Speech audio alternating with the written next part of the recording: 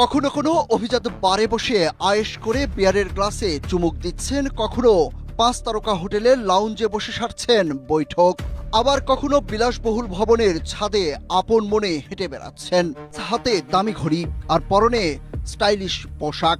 সামাজিক যোগাযোগ মাধ্যমে তার লাখ লাখ ফলোয়ার। প্রথম দেখায় যে কেউ তাকে মনে করতে পারেন রূপালী পর্দার কোনো নায়ক কিংবা কোনো রাজপুত্র। কিন্তু না, এই চকচকে ও বিলাসবহুল জীবনের আড়ালে লুকিয়ে আছে এক ভয়ঙ্কর অন্ধকার জগতের গল্প। তিনি কোনো নায়ক নন, বরং এই মুহূর্তে চট্টগ্রামের আন্ডারওয়ার্ল্ডের সবচেয়ে বড় আতঙ্কের নাম। জীবন অবাক না করলে কে করবে? 28% মিল্ক ফ্যাটের অবাক করার সাথে ফ্রেশ মিল্ক পাউডার। জীবন অবাক করুক প্রতিদিন। তিনি মোবারক হোসেন ইমন ওরফে ডেভিড ইমন। চট্টগ্রামের বায়েজিদ বোস্তামি, পাঁচলাইশ, পতেঙ্গা কিংবা খাতুনগঞ্জের ব্যবসায়ীদের কাছে এখন সবচেয়ে বড় আতঙ্ক ডেভিড ইমনের একটি হোয়াটসঅ্যাপ কল।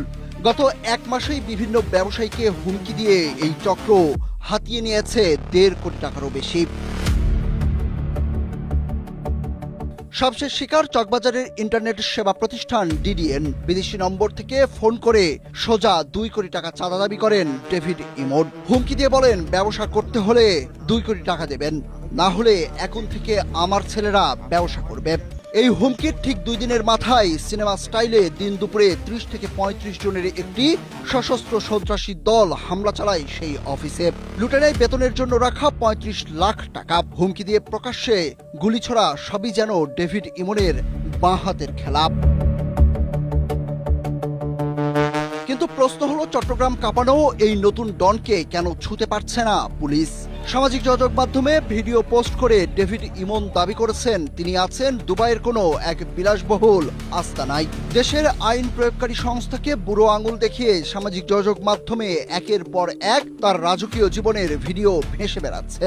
অথচ পুলিশ বলছে তার বিদেশে থাকার কোনো নিশ্চিত তথ্যই তাদের কাছে নেই। তাহলে কি পুলিশকে ফাঁকি দিয়ে দেশেই লুকিয়ে আছেন এই ডন, নাকি সত্যিই দেশের বাইরে বসে রিমোট কন্ট্রোলে নিয়ন্ত্রণ করছেন চট্টগ্রামের আন্ডারওয়ার্ল্ড?